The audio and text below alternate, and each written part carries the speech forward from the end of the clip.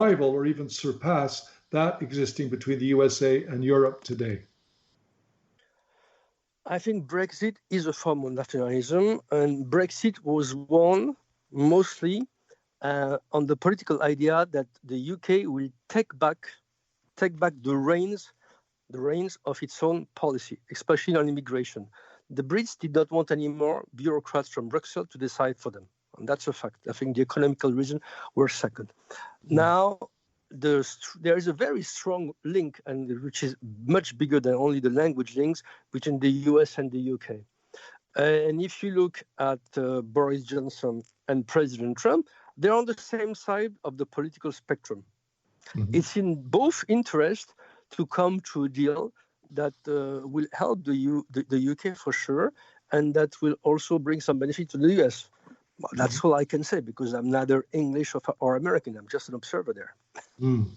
Okay, so you think that?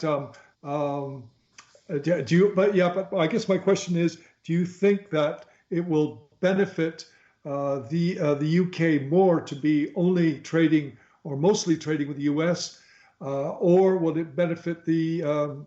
How shall I put it? Will it benefit the UK to be trading more with Europe like it has been for the last few years? I mean, which one is better? I think that the Brussels Europe that we today have, managed and directed by unelected bureaucrats in Belgium, is going to die. I think the Brexit is the first sign. I think the Italian wants to leave.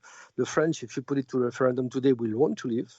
It's not a democratic Europe anymore. There was a referendum in 2005 in France on the Lisbon Treaty. The French people voted against it. And 3 years after, President Sarkozy had it adopted by Parliament. So it's even undemocratic. Something that is undemocratic will not work for a long time in the eyes of history. So I believe that something democratic between the US and the UK will probably more benefit both countries than what we have in Europe now. Now, the size of our potatoes in France, how large they are, how small they are decided by a bunch of bureaucrats in Brussels. That's unreal. Oh, yeah, I know that the prices of milk in Finland, for example, and France are quite different, the prices of different goods. But let me ask you this. France has been in the news for the last few years, mainly because of the migrant crisis, which has plagued Europe generally, as well as France and Germany particularly. Do you think that that Europe, because it seemed to me that what you said before, that Europe looks like it may not last that long, do you think this migrant crisis has a lot to do with that? I don't know. I think it's a democratic crisis. I believe that the Europe of the General de Gaulle, the first one when they started Europe, was much more democratic. And people were understanding what was happening. An alliance between Germany and France, never to go to war again. That was fine and understandable by everybody.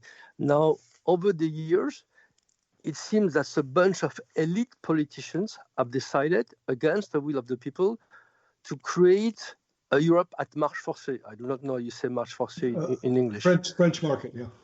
Yeah, and that's not going to work. That can't work because we are a democracy.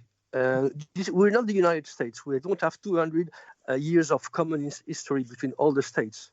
You have to do things with the will of the people, not against the people. Okay. But how about the migrant crisis? How has that sort of affected the cohesion of the democratic, the cohesion of Europe? There is no Europe with the migrant crisis. Each country had its own policy. Angela Merkel opened the country wide to 1 million migrants. And 1 year after, she found out that they were molesting women in events in Germany. Italy doesn't want any migrants anymore in its soil. France is trying to stop them as much as possible. Spain is opening its arm. There is no common policy there. And they are talking about how to find a common policy for the last 24 years. The only success in when they gave in to the the Turk Sultan, and he stopped immigration. Erdogan. But if Erdogan opens the door again, they will come back to Europe. There's no common policy. That's where you have a real failure. So let's talk about the future of the European Union. You're saying there isn't one, right? How do you envisage the future, and what do you think of Macron, and how has he handled the yellow vest movement domestically that we've all heard about over the last year? Okay, that's more French.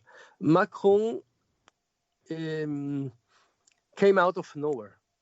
He's part of the elite, but he came out of nowhere in the sense that there are no political party support him 1 year before the election, and that he was elected for the first time. He was a candidate to any kind of public office, directly president of France. That never happened. He benefited for exceptional circumstances. The right leader was in a corruption battle. On the left, there was no one. And on the far right, Marine Le Pen was an extremely bad candidate, especially at the second round debate where she was really, really very bad. So the guy was elected with lots of hopes. But France is a very hard country to reform. So he's trying to reform France. And he started by a few victories and then came out of nowhere and not organized the Yellow Vest movement. The Yellow Vest movement is the revolt of the somewhere. Those are people that have no money, that work 48 to 50 hours per week for a minimum wage. And when suddenly the price of gas rose in France, they started, to protest. So you have to know that the price of gas in France, gasoline, is, 70 or 80% of it is only tax. Right. State tax. Yeah. The rest is, and it started like that. Nobody predicted it. And I think he was quite lucky the way he handled it, because there were very few deaths, and now the movement is starting to come to an halt. Will he be able to reform France and reform it fast enough and with enough success to prevent the far right from winning the next presidential election in 3 years' time from now, 2 years' time from now? Nobody knows. Nobody can predict. I doubt that, because the far right seems to have a very leftist economic policy, it seems to me. Remember, though, that Macron came from the socialist François Hollande. He was his accountant or something. He was the money guy in the socialist regime.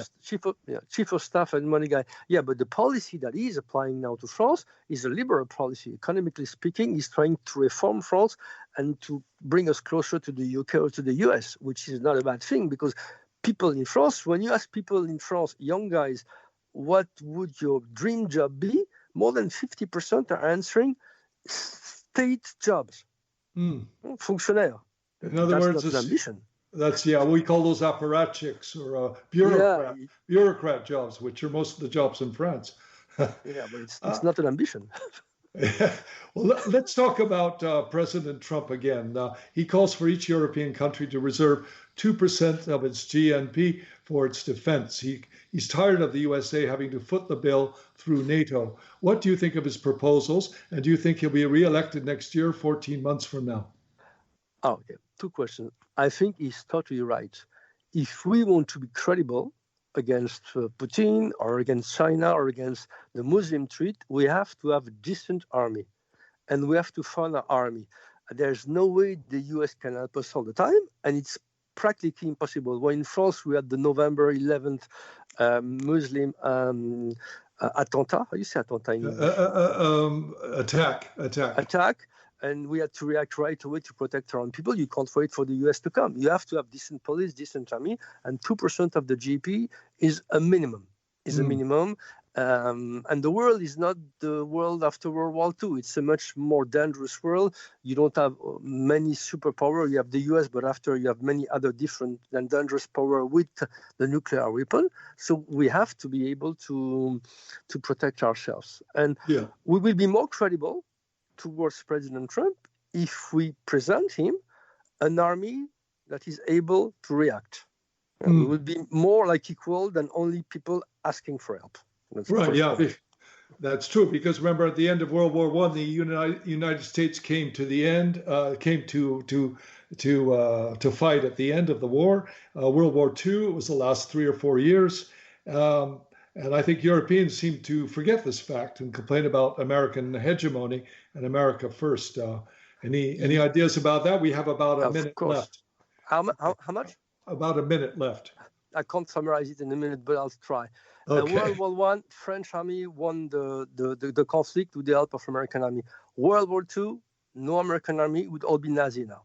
The United States won the world with the help of Russian blood, because when Hitler attacked Russia, he had war on two fronts. But without the US in Europe, would all be Nazis here. There's no question about that. Yeah. Okay. Well, we have been speaking with Thierry Taranto in Paris on Curmudgeonly Yours on Society Bites Radio, which is an internet platform of eclectic podcasts. These podcasts are also available on other platforms such as Sound Echo, Spotify, iHeartRadio, iTunes, and a host of others. To hear this and other podcasts, click on societybitesradio.com, Cultural Presenters, and Global Culture, or go to richardbont.com and click on Podcasts. My name is Richard Bont. So I'd like to thank our guests for being on Curmudgeonly Yours today. And please, if you like what you heard, send me an email to richard@richardbont.com. And if you didn't, please keep your comments to yourself. Remember, this is Richard Bont and Curmudgeonly Yours on Society Bites Radio, where everything is what it seems, nothing is what it seems, and what is not said is often of most interest.